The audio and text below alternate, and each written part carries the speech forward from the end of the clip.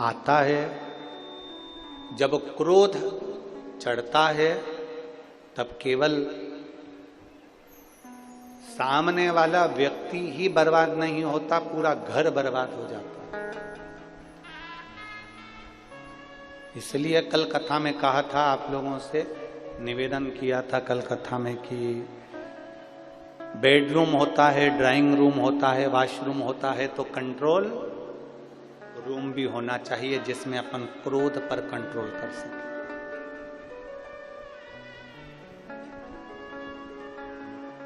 अपने गलत विचारों पर कंट्रोल कर सकें, अपनी गलत सोच पर कंट्रोल कर सकें, अपनी गलत वाणी पर अपन कंट्रोल कर सकें। एक रूम हो।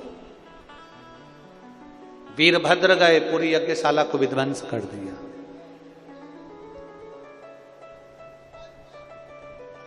दक्ष प्रजापति का शीश कटा अग्नि में जाकर गिर गया।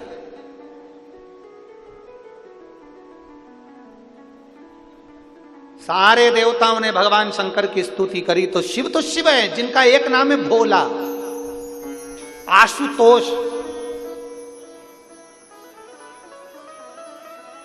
सरल, सहज।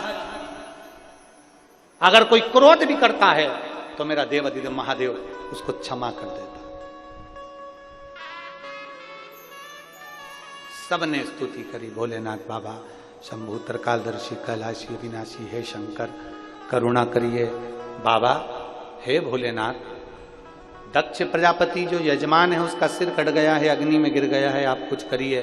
शंकर भगवान आए और उन्होंने बकरे का मुंह लगाया। बकरे का मुंह लगाने का कारण केवल इतना सा था क्योंकि दक्ष प्रजापति कह रहे थे, मेरा यज्ञ, मैं राजा, मैं दक्ष प्रजापति, जो बार बार मैं मेरा मेरा मेरा मेरा करता है, मरने के बाद वही बकरे का जन्म ले लेता है और आखिरी में एक दिन कट के मर ही जाता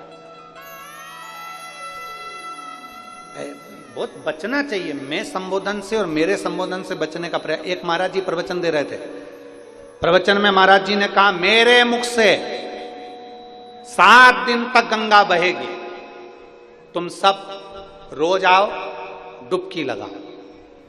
एक गांव का व्यक्ति अपने घर चले गया, पत्नी को आवाज लगाई, सुनती है। पत्नी बोली, क्या है? पिताजी की अस्थियां रखी थी, कहां है? पत्नी बोली, तुम गंगा जी जा रहे हो? पति बोला, तुझसे जितना पूछा जाए उतना बता, पिताजी की अस्थियां कहां हैं? पत्नी बोली, वो लाल थैली में टंगी है। पति ने लाल थैली में से अस्थि निकाली और उसको पत्थर पे दोची, पीसी और पीस के पूड़िया बांध ली। पत्नी बोली, कहां जा रहे हो? पति बोला, तू भी चल मेरे साथ, और कथा में जाके बैठ गया। पंडित जी ने फिर कहा, मेरे मुख से 7 दिन तक गंगा बहेगी, तुम सब डुबकी लगाओ। इतने में खड़ा हो गया, रुको महाराज, प्रसाद खाओ। और महाराज जी को जो पुड़िया दी, महाराज जी ने पुड़िया खोली। खोलने के बाद जो मुंह में डाली, डालते सी वो तो हड्डी का चूरा था, जैसे ही मुंह में गया तो चर्र बोले। अब वो हड्डी का चूरा जैसे ही चर्र बोले तो महाराज जी ने पूछा, क्या खवा दो? क्या खवाया? इतने में वो गांव का व्यक्ति बोला, पिताजी की अस्थियां रखी थी, पत्नी रोज कहती थी गंगा जी में खवाओ, गंगा जी में खवाओ, गंगा जी में खवाओ। हमने सोचा गंगा बहुत दूर है, तुम ही बोले मेरे मुंह से रोज गंगा बह रही है, तो हमने यहीं खवा दी, इसी स्थान पर। प्रयास करो, मैं मेरा ये संबोधन ये ठीक नहीं है। इन संबोधनों से बचने का प्रयास करिएगा, इन संबोधनों से बचने का प्रयास करो।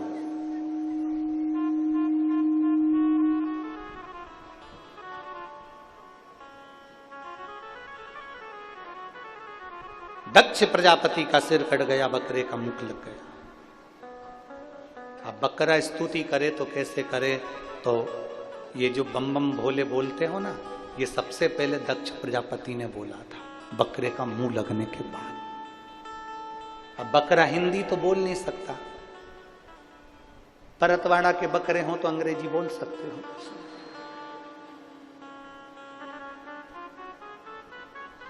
बकरा ना तो हिंदी बोलेगा ना अंग्रेजी बोलेगा, बकरा बोलता है तो बब बब बोलता है।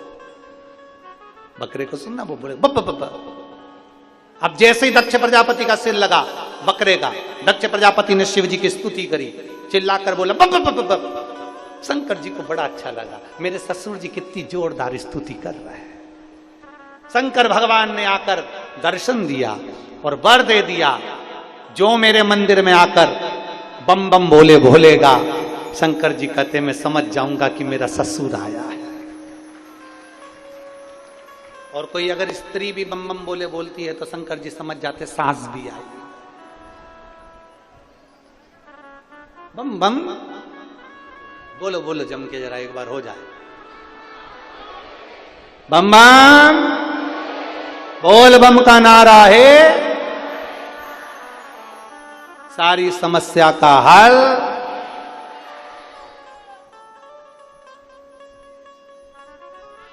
कोई लेट बनता है, कोई जल्दी बनता है, शंकर को जल चढ़ाने वाला एक दिन सेठ जरूर